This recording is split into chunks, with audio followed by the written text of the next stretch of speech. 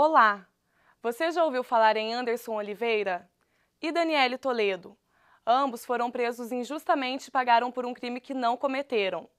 O assunto do Fora de Série de hoje é presos inocentes. No que eu passei, eu fiquei.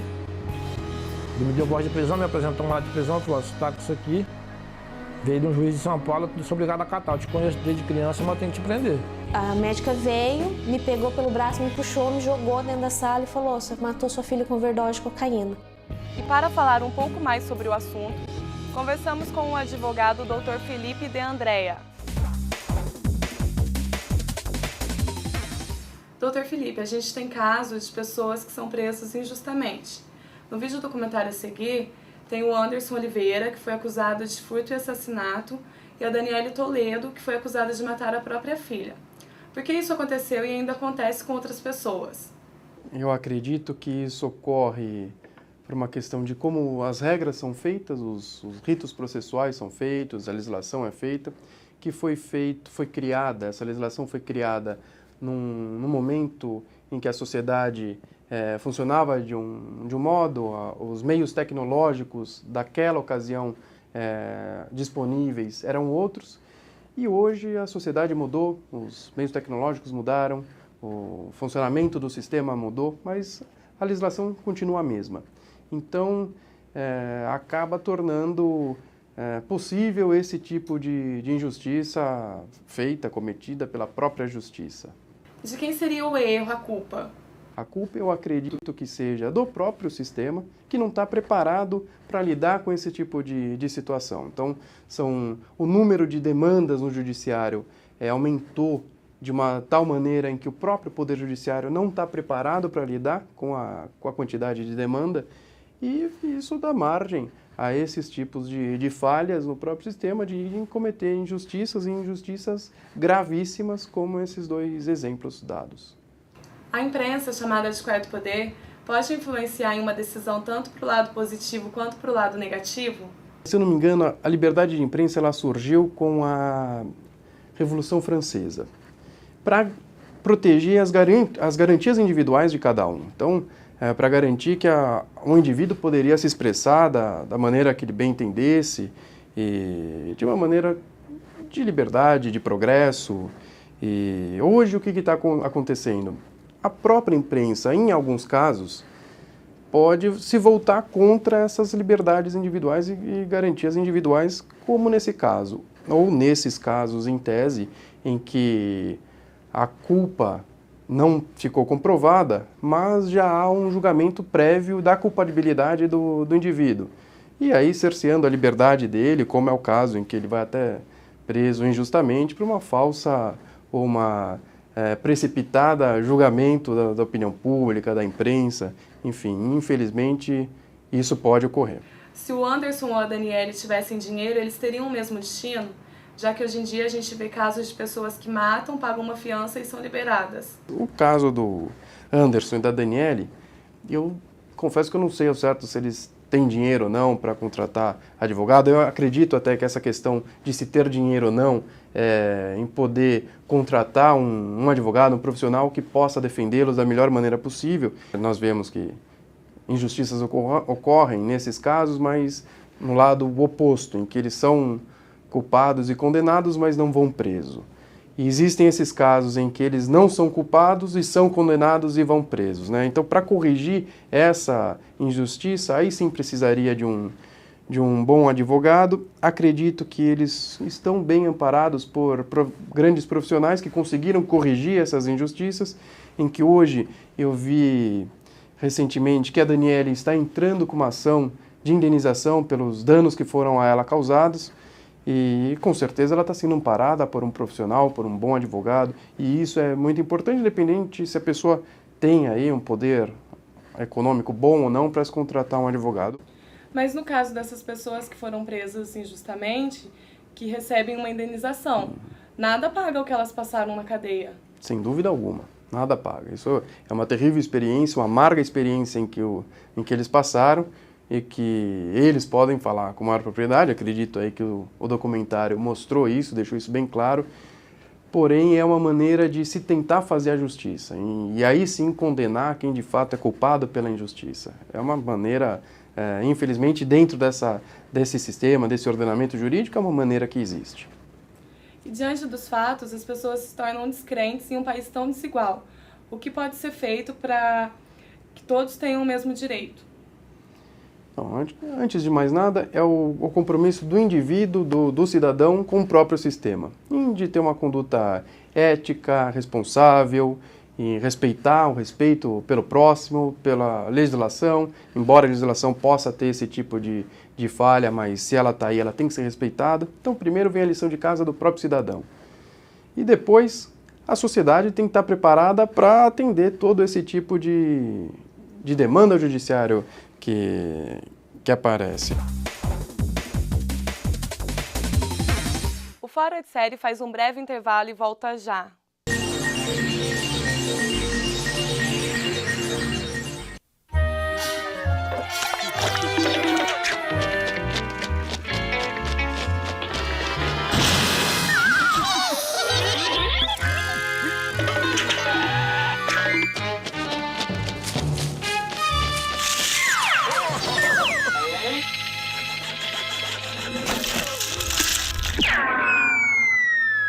Este é o trabalho da APAI de São Paulo, evitar que a deficiência intelectual faça parte da vida de milhares de crianças.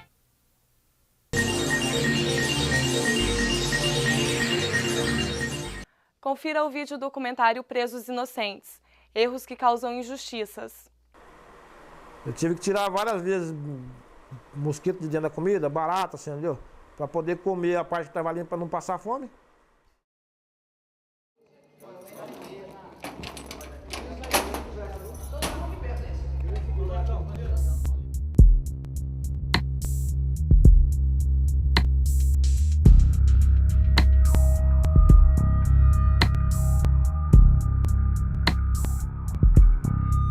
O Brasil tem a terceira maior população carcerária do mundo, com 498.598 presos.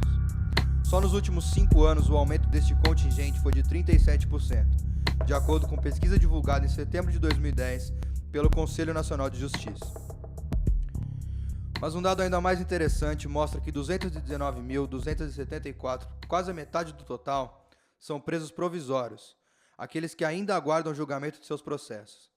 É nesta faixa onde se concentra a maioria dos casos de prisões indevidas, quando a investigação policial, as decisões dos juízes, o não cumprimento das leis, entre outros motivos, levam pessoas inocentes à prisão.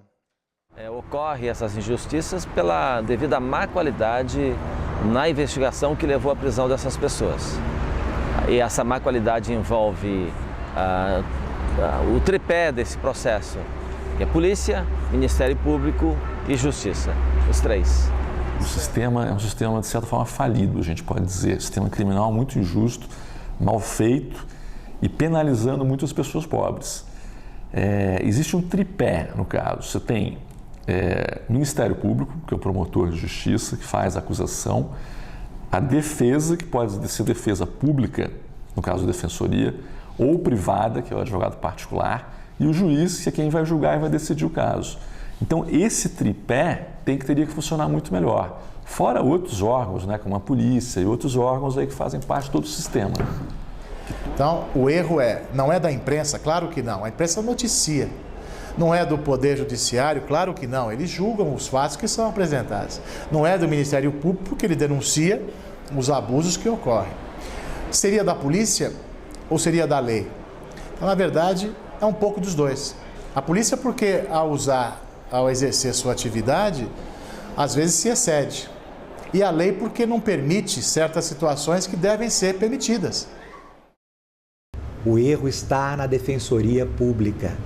A Defensoria Pública deveria estar presente em todos os distritos policiais. A Defensoria Pública deveria estar presente em todos os interrogatórios realizados. Isto não se trata de uma prerrogativa ou de uma faculdade. Isto é uma obrigação legal, pela própria denominação, Defensoria Pública. E claro, cada vez que o inocente paga pelo que não fez, isso dói em todo mundo. dói muito menos do que o que mais acontece, que é um culpado inocentado. Porque o culpado inocentado, ele causa um dano em tese, mas você fica aliviado porque você não cometeu uma injustiça de mandar ao cárcere. Agora, condenar, mandar ao cárcere e depois você verificar que aquela pessoa é inocente, é um dano que você não tem como restaurar. Embora haja direito à indenização, mas enfim, tudo que ela passou, nenhum dinheiro paga aquilo lá.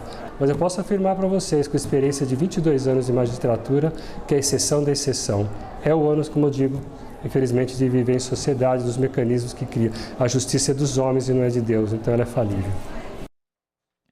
Anderson de Oliveira e Daniele Toledo sofreram traumas irreparáveis após prisões indevidas. Anderson foi acusado de vários crimes, como assassinato e furto, em 2003, e foi preso na cidade de Nipoã, interior de São Paulo. Na verdade, o autor dos crimes era seu irmão, Everson de Oliveira, que havia utilizado seus documentos sem o conhecimento de Anderson. Ele ficou preso por 1 ano e 2 meses, longe do carinho de sua mulher e de seus 4 filhos. Tem uma irmã que mora vizinha da delegacia lá em Nipoã. Se eu soubesse de alguma coisa, eu não tinha ido lá. Como eu fui lá visitar ela, aí um policial estava com uma data de prisão em cima da mesa dele. Ele me chamou. Eu vinha saindo da casa da minha mãe, ele falou, você poderia passar aqui antes de ir embora? Eu falei, vou. No que eu passei, eu fiquei. Ele me deu voz de prisão, me apresentou uma data de prisão, falou, você está com isso aqui, veio de um juiz de São Paulo, eu sou obrigado a catar. Eu te conheço desde criança, mas eu tenho que te prender. E eu falei, uai, se você tem que fazer, faz o que tem que fazer. Seu serviço é isso daí, né? Daniele Toledo viveu um drama ainda maior. Foi acusada de matar sua própria filha, Vitória, de 1 ano e 4 meses, por overdose de cocaína. Resíduos brancos haviam sido encontrados na mamadeira do bebê na noite de sua morte, no hospital em Taubaté, interior de São Paulo. A substância era, na verdade, leite em pó, onde a mãe dissolvia o remédio anticonvulsivo dado todas as noites à criança, que nasceu com uma doença rara que provoca feridas no cérebro. E daí, logo que ela veio a falecer, ele não deu nem 2 minutos, a médica saiu, assim, eu estava na porta da emergência, que não pode ficar lá dentro, daí a médica veio, me pegou pelo braço, me puxou, me jogou dentro da sala e falou, você matou sua filha com overdose de cocaína. Ali foi na hora que começou já o inferno, né, que ela falou isso, eles não me deixaram nem chegar perto, né, do corpinho dela, então eu até hoje ainda, assim, vem ainda essa dúvida, porque eu não vi, eu só vi, então, assim, eu não toquei, eu não conseguia nem olhar direito, né, e daí ali eu já recebi a voz de prisão, né, porque eu estava sendo presa em flagrante por ter matado minha filha de overdose de cocaína. De acordo com o juiz Adalberto Aranha Filho, casos como o de Anderson e Daniele são raros em nosso país. Ele aponta ser difícil calcular o número de incidência de casos de prisões indevidas, até porque os julgamentos e as indenizações demoram anos para serem concluídos. Mais difícil ainda é apontar um principal culpado para o alto índice de equívocos da justiça. A legislação, excesso de recurso, falta de estrutura, pouco sistema de informática trabalhando de maneira eficiente, pouco juiz. Você tem dados lá, você teria idealmente um juiz para cada X mil de pessoas. Nós estamos 10 vezes abaixo desse número. Você tem outros mecanismos, você tem o juiz trabalhando com assessores, onde você faça uma produção maior e não tudo centralizado. Agora, é possível que mesmo com todos esses sistemas de garantia que irrita a população, porque a população vê menos pessoas encarceradas do que acha que deveria haver, vê pessoas que foram ao cárcere e são postas em liberdade, e mesmo com todo esse sistema de garantias, porque nós somos humanos, nós somos falíveis, o sistema é falível, aqui e acolá pode acontecer o chamado erro judiciário, que acontece muito menos. Se você tiver uma estatística, você vai ter 1 em quase 1 milhão, é muito pouco, mas existe. Se cada funcionário, se cada profissional desses departamentos todos cumprissem a lei durante a sua função e, sobretudo, trabalhassem com competência e responsabilidade, que fossem exigentes mesmo com a sua investigação, não teríamos o que mudar. Acho. O grande problema dos chamados erros judiciários, eles não decorrem somente de falhas do Poder Judiciário, eles não decorrem somente de falhas da polícia. Boa parte também decorre do clamor público, da inquietude social, que por muitas vezes isso acaba alimentando a mídia e que por vezes acaba fazendo com que o Poder Judiciário, com que a polícia seja praticamente compelida a agir sob a ideia de que estaria se omitindo se não agisse naquele momento. Então, a realidade social é muito rica e dinâmica. E os operadores do direito não têm, em geral, acho, o preparo correto para lidar com isso. Isso é um ponto. Outro ponto, todas as instituições deveriam ser melhores também. Deveriam ser mais estruturadas, melhor estruturadas. Você deveria ter um sistema que funcionasse de uma maneira mais ágil, mais rápida, mais competente. E falta tudo isso. Teria que ter identificação, teria que ter um trabalho rápido de identificação. Não existe isso. No nosso Brasil não existe certos modelos que se aplicam na Europa e nos Estados Unidos. Então a culpa, se culpa nós temos, é o desvio de verbas, é a falta de uma lei explícita sobre o assunto, porque ninguém quer prender inocente. Qual é a vantagem? Se tem tantas pessoas culpadas, por que vai querer prender inocente? Alguma coisa aconteceu.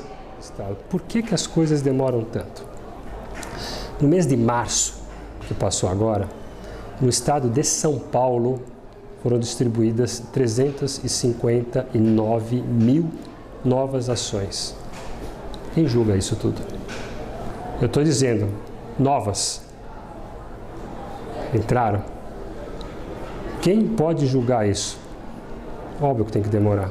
A litigiosidade. Se eu der um número desse para o europeu, ele vai rir, ele vai falar que eu estou brincando. Pra você ter uma ideia, um juiz alemão, ele pode ter no máximo 500 processos em andamento com ele. Eu tenho 4.000. Eu tenho pouco. As histórias de Anderson e Daniele têm outro aspecto em comum além do drama vivido pelos dois após uma decisão injusta. Em ambos os casos, a imprensa, conhecida como Quarto Poder, interferiu diretamente no desenrolar dos fatos, porém de maneiras opostas. E a minha mulher, quando eu me vi no presídio no meio de 1.000 homens num pavilhão, eu falei, agora pode entrar, se morrer ou se der alguma coisa de errado, eu já estou aqui dentro mesmo. Aí ela ligou para a TVTEM e conversou com a redatora, acho que é a Marisa, ou era, não sei, da TVTEM. Aí ela falou, ó, você tem como provar que o seu irmão é inocente? Para minha irmã. Ela falou, tem. Aí ela mandou a Daniela vir em Nipuã. Vim para conferir as provas. Chegou meu advogado, apresentou. E para mim foi assim uma demonstração muito grande do poder que a imprensa tem. Que a imprensa hoje no país, isso é notório, já é o quarto poder, né? A imprensa tem o poder de cobrar e a gente conseguiu transformar a vida dele, talvez ele estivesse preso até hoje. Você imagina só o que seria da gente se não fosse uma imprensa? Você acha que se não fosse a imprensa, você estava preso ainda? Até hoje eu estaria preso. Você junta aí 5 anos e 4 meses de uma cadeia com 5 e 4 de outra, são 10 e 8. Ainda esse homicídio estaria, no caso, acho que nem talvez teria sido condenado, estaria em julgamento, entendeu? Enquanto você estaria preso. Tem os dois lados. Acho que a imprensa pode ajudar bastante, denunciando uma série de coisas, mas tem realmente só que tomar um certo cuidado do outro lado, que é você, às vezes, já condenar uma pessoa sem julgamento. Isso aconteceu aquele caso famoso da escola base, que vocês devem lembrar. As pessoas eram inocentes e a mídia crucificou-as. Elas foram ali, passaram muitos apertos, maus bocados, e foram condenadas pela mídia antecipadamente. Então tem os dois lados. A nossa função não é julgar, é divulgar, e com ética e sempre, acima de tudo. A imprensa, muitas vezes, ela insiste em certos assuntos que na verdade não há mais necessidade. Ela às vezes persegue um policial, às vezes persegue uma pessoa qualquer, né? Martela aquele assunto. Então não há necessidade disso, de ouvir só uma parte, só um lado, né? Às vezes você vê a imprensa ouvindo só um lado e diz que o outro lado não quis se manifestar. Será que isso é verdade? A outra parte não foi localizada, quer dizer, é engraçado que só localiza a parte que acusa. A que se defende nunca é localizada. Que quando você trabalha com competência, com rigor, você tem alguma dúvida? Faz parte dessa competência e do seu rigor deixar a história de lado, aguardar um melhor desempenho seu para o esclarecimento daquela história, esperar que os acontecimentos imponham clareza no curso do seu trabalho. Basta não levar ao ar, por exemplo, que o erro não será cometido. Então ninguém vai te pressionar a cometer o erro. Você é obrigado a errar, obrigado a divulgar já essa história.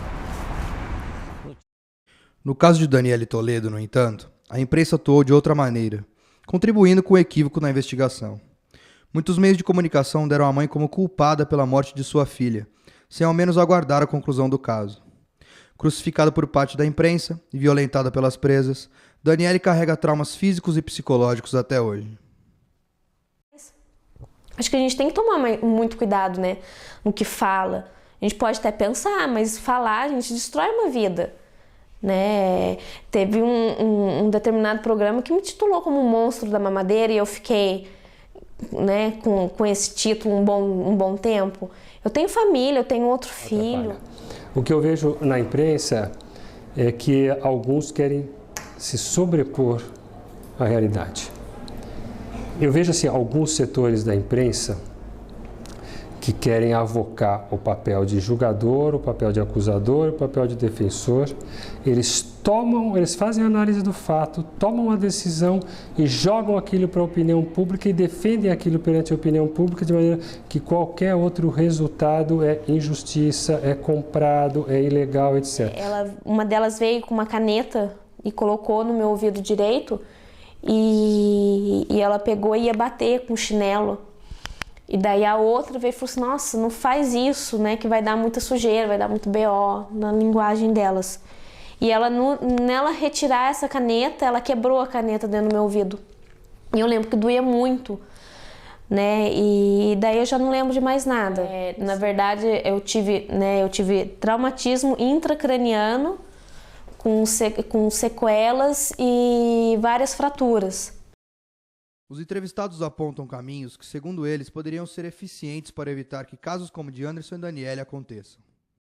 Então, existem erros, sim, mas deveria existir no nosso poder legislativo um meio de evitar tudo isso.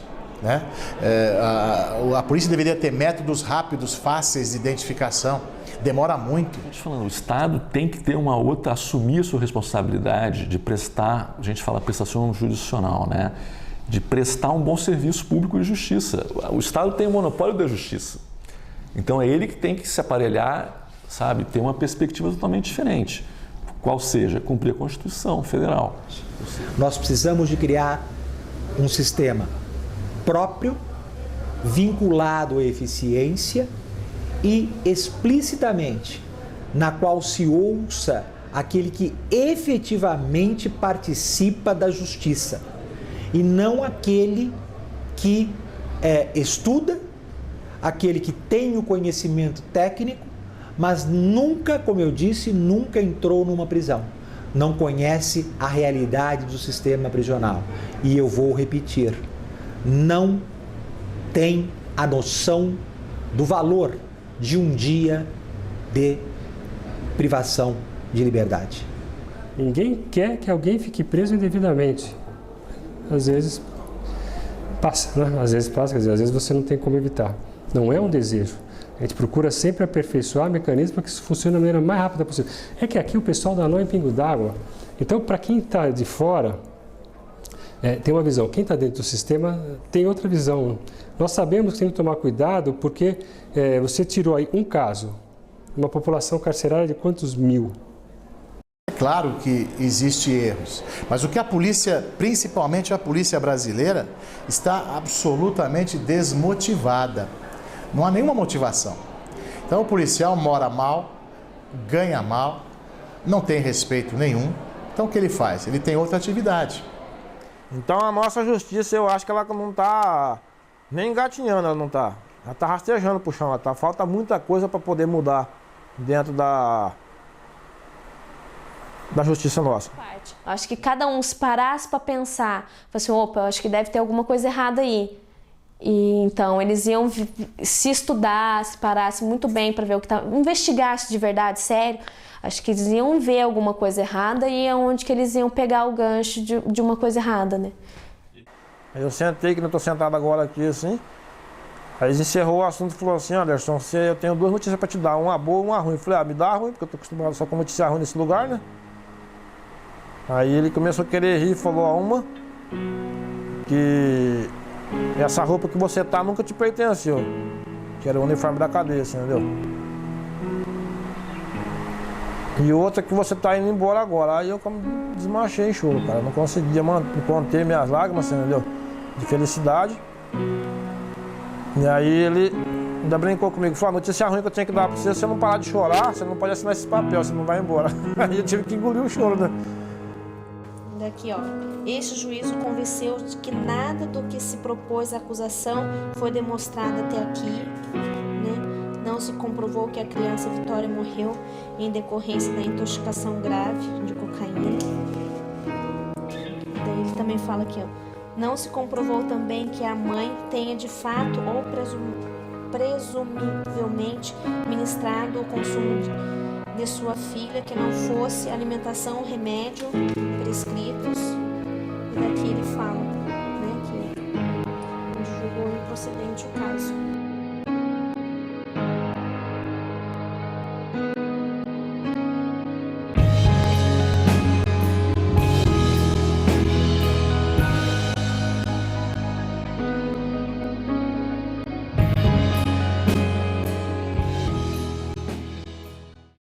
E você aí de casa também pode escrever para o nosso programa. É só enviar um e-mail para foradeserie@mackenzie.br e deixar sua sugestão. Até o próximo programa!